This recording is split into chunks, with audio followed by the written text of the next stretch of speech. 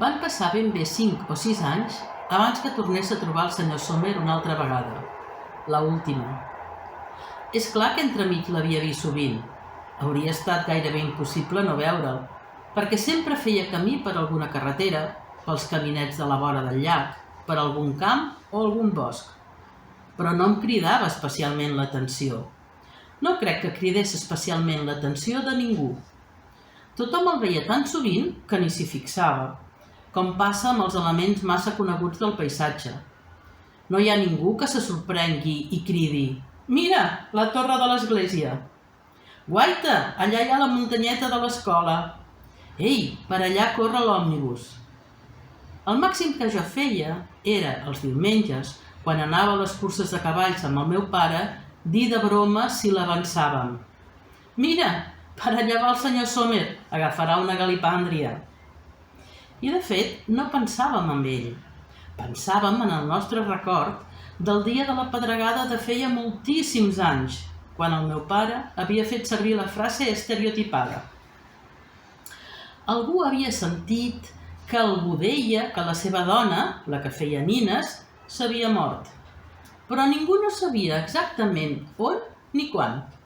Tampoc ningú no anà a l'enterrament. Ja no vivia al soterrani del mestre pintor Strangmeyer, ara hi vivien la Rita i el seu home, sinó unes quantes cases més enllà, en una mansarda de cal pescador Riddle.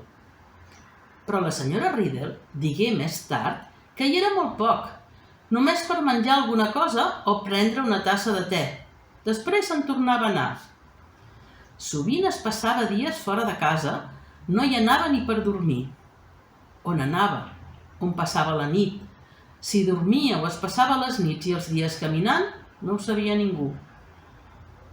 Tampoc no interessava a ningú. En aquells moments, la gent tenia unes altres preocupacions. S'amoïnava pels cotxes, per les màquines de rentar, per les instal·lacions subterrànies d'aspersors, però no per on havia pogut dormir un home estrafolari.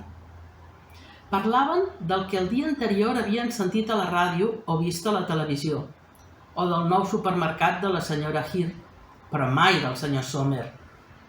El senyor Sommer, malgrat que fos visible ocasionalment, ja no existia en la consciència dels altres.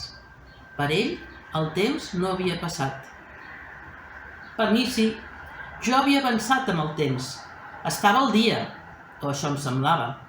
A vegades fins i tot em sentia per davant del meu temps.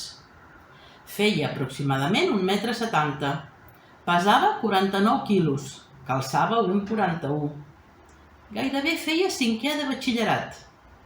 Havia llegit tots els contes dels germans Grimm i la meitat dels de Maupassant. Ja havia fumat mig cigarret i havia vist 2 pel·lícules sobre una emperadiu austríaca. No faltava gaire perquè en el carnet d'estudiant hi hagués el desitjat segell major de 16 anys, que m'autoritzaria a veure les pel·lícules no aptes i a quedar-me als locals públics fins les 10 del vespre sense necessitat de la companyia dels pares adoptors. Sabia resoldre equacions de 2 incògnites, construir una ràdio de galena per rebre emissions d'ona mitjana, el començament de la Guerra de les Gàl·lies i el primer vers de l'Odissea de memòria, tot i que no sabia ni un borrall de grec. Al piano ja no tocava Diabelli, ni l'odiat Hamlet. Al costat de blues i de boogie-woogie tocava compositors de tanta anomenada com Haydn, Schumann, Beethoven o Chopin. I els accessos d'ira de la senyoreta Funkel els suportava estoicament mentre interiorment me n'enreia.